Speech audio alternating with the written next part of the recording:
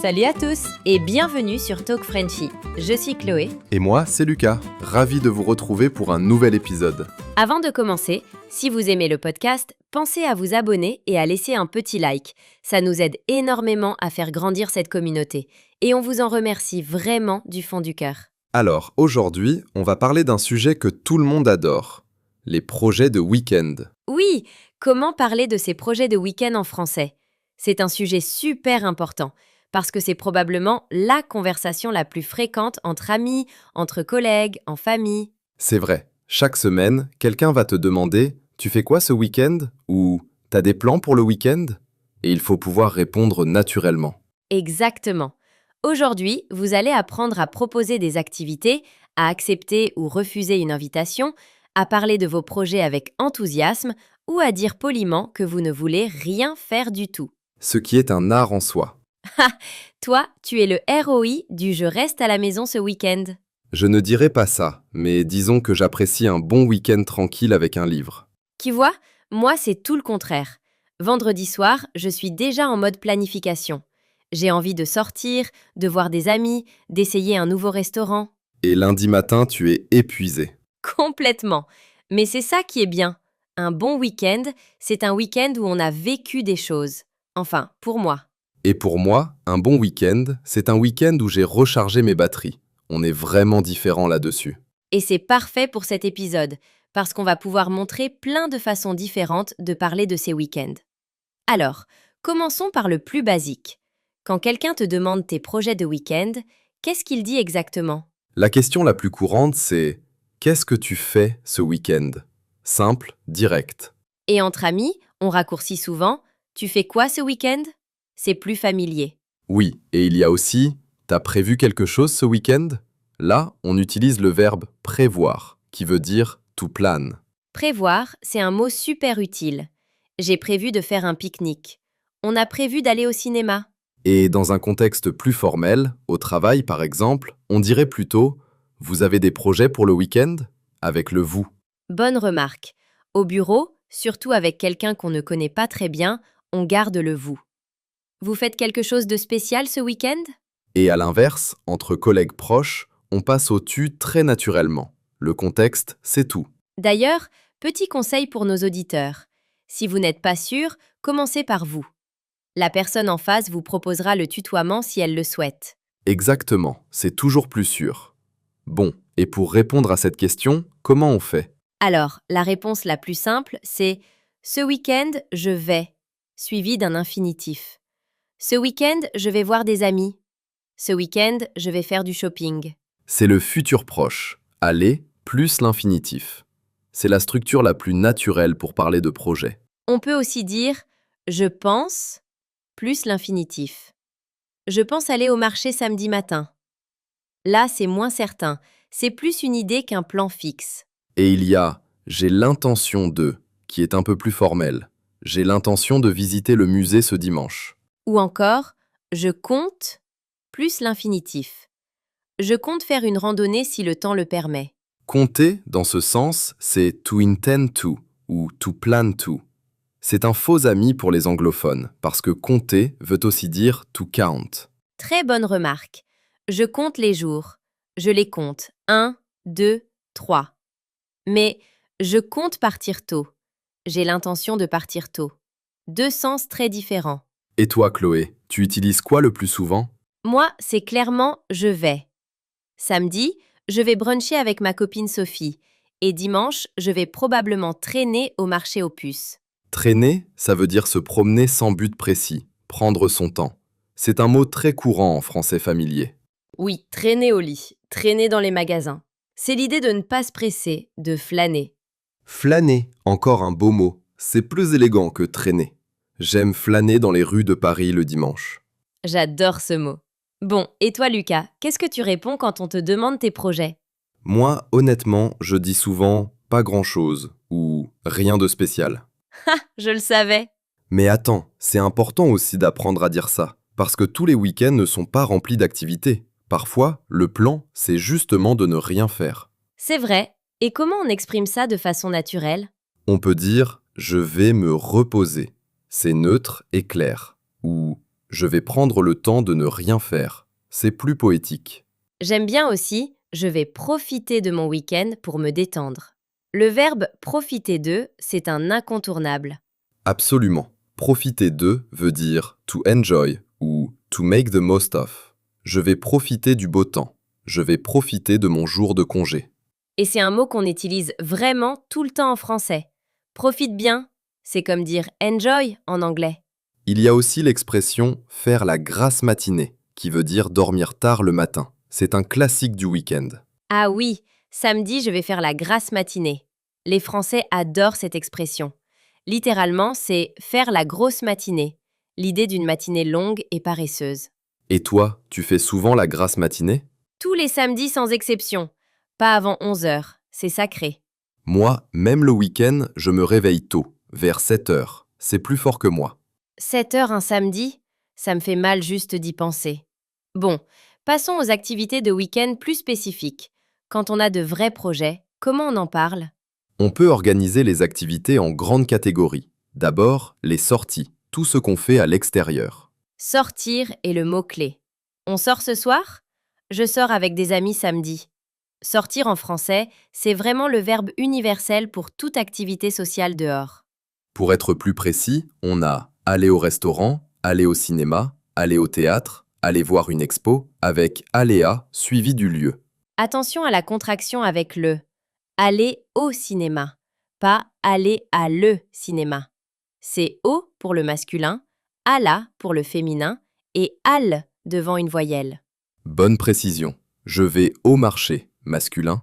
Je vais à la plage, féminin. Je vais à l'opéra, voyelle.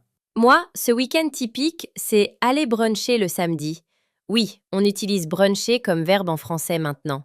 Et faire les magasins le dimanche. Faire les magasins, c'est to go shopping. Attention, ce n'est pas faire du shopping, même si les Français utilisent parfois l'anglicisme. On l'utilise quand même pas mal, faire du shopping. Mais c'est vrai que faire les magasins ou faire les boutiques est plus correct en français. Ensuite, il y a les activités en plein air. Faire une randonnée, faire un pique-nique, faire du vélo, se promener. Se promener ou se balader. Se balader est plus familier. On va se balader au bord du canal dimanche? Et pour les amateurs de sport, faire du sport, aller courir, aller à la salle de sport. D'ailleurs, aller courir, c'est un bon exemple. En anglais, on dit to go running. En français, c'est aller plus l'infinitif, pas aller faire du running. Même si beaucoup de Français disent faire du running dans la vie quotidienne, la langue évolue. C'est vrai. Bon, et il y a aussi tout ce qu'on fait à la maison? Ah, mon domaine de prédilection. On peut dire rester à la maison ou rester chez soi. Chez soi, c'est at one's home. Ce week-end, je reste chez moi.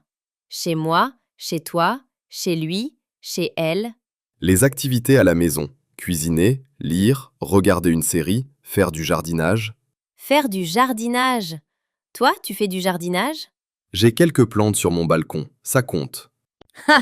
Il y a aussi bricoler, qui veut dire faire des petits travaux chez soi. Réparer quelque chose, monter un meuble, peindre un mur. Bricoler, c'est très français comme concept. Le bricolage du dimanche, c'est presque une tradition. Et pour nos auditeurs, pensez à vos propres week-ends. Comment décririez-vous votre week-end typique en français? Essayez mentalement avec les expressions qu'on vient de voir. Maintenant, une partie très importante. Comment proposer une activité à quelqu'un et comment répondre. Oui, parce que le week-end, c'est souvent le moment où on fait des plans avec d'autres personnes. Et là, il faut savoir proposer, accepter ou refuser. Pour proposer, la formule la plus courante, c'est « ça te dit de… » Ça te dit d'aller au cinéma? Ça te dit de prendre un verre? J'adore cette expression. Ça te dit, littéralement, does it say to you? Ça veut dire, do you feel like it? On peut aussi utiliser « tu veux… Tu veux venir avec nous ?» C'est direct et simple. Et on pourrait, pour une suggestion plus douce. On pourrait aller au nouveau restaurant italien, qu'est-ce que t'en penses? Si on allait est aussi très élégant. Si on allait se promener au parc, c'est l'imparfait utilisé pour faire une suggestion, une structure très française. Pour les situations plus formelles, est-ce que ça vous dirait de ou je vous propose de Et maintenant, comment on accepte? le classique? Oui, avec plaisir. C'est poli et enthousiaste. bonne idée ou super idée, simple et efficace. Ça marche. C'est très familier, très courant entre amis. Ça veut dire that works ou deal. Carrément, encore plus familier. C'est comme absolutely ou totally. Ah oui, trop bien. Ça, c'est moi quand une amie me propose un brunch. Enthousiasme maximum. Et pour refuser poliment, parce que c'est toujours plus délicat. C'est la partie la plus difficile, mais aussi la plus importante. En français, on ne dit jamais juste non. On adoucit toujours le refus. La formule de base, c'est gentil, mais suivi d'une excuse. C'est gentil, mais je ne peux pas ce week-end. On peut aussi dire j'aurais bien aimé, mais j'ai déjà quelque chose de prévu. Malheureusement, je ne suis pas disponible. C'est poli et professionnel. Et entre amis, ah, je peux pas, j'ai un truc. Un truc, c'est vague, c'est familier, mais c'est très naturel. Le mot important ici, c'est désolé ou désolé. On commence souvent par ça. Désolé, mais ce week-end, c'est pas possible pour moi. Et si on veut proposer une alternative, on dit peut-être une prochaine fois ou on remet ça à un autre week-end. Remettre à plus tard, c'est to postpone. On remet ça et la version courte et familière. Bon, on a vu comment poser la question, comment parler de ses projets, comment proposer des activités et comment répondre. Je pense qu'on devrait regarder les erreurs les plus courantes, non? Bonne idée. Il y a des pièges classiques quand on parle de ces week-ends en français. Première erreur, dire dans le week-end au lieu de ce week-end ou le week-end. En français, on dit ce week-end, je vais au parc, pas dans le week-end. C'est une traduction directe de on the weekend ou during the weekend. En français, c'est simplement ce week-end pour le prochain et le week-end pour parler en général. Deuxième erreur, confondre matin et matinée, soir et soirée. Samedi matin, je fais du sport. C'est un moment précis. J'ai passé la matinée à lire. C'est la durée. C'est une distinction qui n'existe pas vraiment en anglais. Matin et soir indiquent le moment. Matinée et soirée indiquent la durée, l'expérience vécue pendant cette période. Troisième erreur, utiliser le présent au lieu du futur proche. En anglais, on peut dire I go to the cinema this Saturday. En français, il faut dire je vais aller au cinéma samedi, pas je vais au cinéma samedi. Enfin, les deux sont possibles, mais le futur proche est plus naturel pour un projet. En fait, les Français utilisent aussi le présent pour des projets certains. Samedi, on mange chez mes parents. Mais quand c'est un projet moins défini, le futur proche est plus courant. Quatrième erreur, oublier le de après certains verbes. J'ai envie d'aller au parc. Non, j'ai envie d'aller au parc. J'ai prévu visiter un musée. Non, j'ai prévu de visiter un musée. Oui, les verbes avoir envie de, avoir l'intention de, prévoir de, décider de, ils demandent tous de avant l'infinitif. Et cinquième erreur, répondre trop simplement. Quand quelqu'un demande « Tu fais quoi ce week-end ?» ne répondez pas juste « Rien ». Développez un peu. Pas grand-chose. Je pense rester tranquille chez moi. Peut-être regarder un bon film. C'est une erreur de communication, pas de grammaire. Mais c'est aussi important. Les Français aiment les réponses développées. Un simple rien peut sembler froid ou désintéressé. Exactement. Ne vous inquiétez pas si vous faites ces erreurs. Elles sont complètement normales. Et même les Français font parfois des fautes. Et maintenant, on va pratiquer un peu avec un petit dialogue. Chloé, on imagine qu'on est collègues et c'est vendredi après-midi au bureau? Parfait. Alors, dis-moi Lucas, tu as des projets pour le week-end? Ah, samedi matin, je vais courir au parc, comme d'habitude. Et l'après-midi, j'ai prévu de bouquiner tranquillement. Et toi? Moi, samedi, je vais bruncher avec des amis dans un nouveau resto qui vient d'ouvrir. Apparemment, leurs crêpes sont incroyables. Et le soir, ça te dit d'aller voir un film? Ah, j'aurais bien aimé, mais samedi soir, je dîne chez mes parents. Peut-être dimanche? Dimanche, ça marche. On se fait une séance en fin d'après-midi? Super idée. On dit vers 16 heures? Carrément? Parfait. Vous avez entendu? On a utilisé plein d'expressions de l'épisode. Ça te dit de, j'aurais bien aimé, mais ça marche, on se fait. On se fait. Ah oui, C'est une expression qu'on n'avait pas encore vue. On se fait un ciné? On se fait un resto? C'est très familier, entre amis. Ça veut dire on y va ensemble. Très naturel et très courant. Allez, on fait un petit récapitulatif rapide avant de finir? Aujourd'hui, on a appris à poser la question, à parler de ses projets avec le futur proche et d'autres structures, à proposer des activités et à accepter ou refuser poliment. On a vu du vocabulaire sur les sorties, les activités à la maison et des expressions super utiles comme profiter de, traîner, ça te dit de. Et si je devais retenir une seule chose de cet épisode, ce serait ça. En français, le week-end se raconte. Ne donnez pas juste un mot, partagez un petit peu de votre vie. C'est comme ça qu'on crée de vraies conversations. Très bien dit. Et justement, c'est le moment de notre question du jour. Ah oui, on a une question pour vous et on a vraiment hâte de lire vos réponses. La question c'est, qu'est-ce que vous allez faire le week-end prochain? Décrivez-nous votre week-end idéal en 2 ou 3 phrases.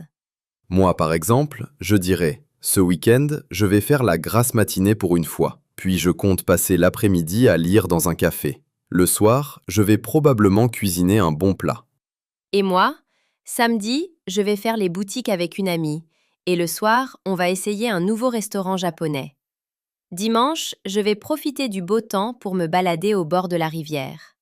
Vous pouvez commencer par « Ce week-end, je vais » et continuer avec vos propres activités. Et si vous n'avez rien de prévu, c'est parfait aussi. Vous pouvez écrire « Ce week-end, je vais me reposer et profiter de la tranquillité ». C'est un plan comme un autre. Écrivez votre réponse dans les commentaires. On lit vraiment tous vos messages et c'est un super exercice pour pratiquer. Et ne vous inquiétez pas pour les erreurs. L'important, c'est d'essayer. Chaque commentaire, c'est un pas en avant. Merci beaucoup d'avoir écouté cet épisode jusqu'au bout. Ça nous fait vraiment plaisir de partager ces moments avec vous. Si l'épisode vous a plu, laissez un like, abonnez-vous et partagez le podcast avec quelqu'un qui apprend le français. Ça nous aide énormément. Et activez la cloche de notification pour ne manquer aucun épisode. On publie régulièrement et on ne veut pas que vous ratiez la suite. On croit en vous. Chaque épisode que vous écoutez, chaque mot que vous apprenez, c'est un progrès. Et ce week-end, essayez d'utiliser au moins une expression de cet épisode dans une vraie conversation. C'est le meilleur conseil qu'on puisse donner. Apprenez, pratiquez et surtout, profitez bien de votre week-end. Allez, à très bientôt sur Talk Frenchy. Salut tout le monde et bon week-end! Ciao!